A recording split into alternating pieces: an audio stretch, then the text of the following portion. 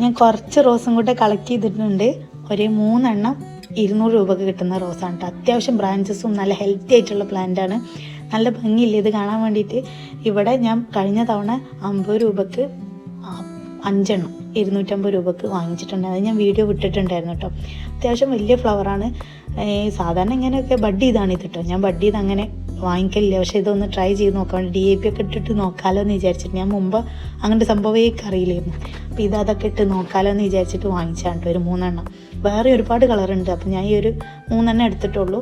ഈ വലിയ ചട്ടിക്ക് വെച്ചിട്ട് ഇത് പ്രൂണിങ് ഒക്കെ കഴിഞ്ഞ് DAP ഒക്കെ ഇട്ടെടുത്തിട്ട് ഫ്ലവർ ചെയ്യുന്നുണ്ടോ നോക്കണം. ഞാൻ മുമ്പ് ഒരുപാട് കൊടുത്തിട്ടുണ്ട്. അത് നമ്മൾ കട്ട് ചെയ്ത് കഴിഞ്ഞാൽ പിന്നെ ചെറുതായിട്ട് ഇങ്ങനെ വൈറ്റ് കുഞ്ഞു കുഞ്ഞു കുഞ്ഞു പൂക്കളെ ഉണ്ടാവും. ഇത്ര വലിപ്പമൊന്നും ഉണ്ടാവില്ല. ഇനി എന്തായാലും DAP ഒക്കെ ഒന്നിട്ട് ട്രൈ ചെയ്ത് നോക്കണം എങ്ങനെയുണ്ട് എന്ന്. എന്തായാലും നല്ല ഭംഗിയില്ല ഇത് കാണാൻ. ഒരു ലൈറ്റ് റോസായിട്ടുണ്ടായിരുന്നു. ഇതേ കളറിൽ ലൈറ്റ് റോസായിട്ടാണ് വേറൊരു ചെടിയും കൂടെ ഉണ്ടായിട്ടുണ്ടായിരുന്നു. അത് ഞാൻ വാങ്ങിച്ചിട്ടില്ല. ഇതെന്തായാലും നോക്കട്ടെ. നോക്കിയിട്ട് ഭയങ്കര റിപ്പോർട്ട് ചെയ്യുന്ന വീഡിയോ ഇടുന്നുണ്ട് കേട്ടോ.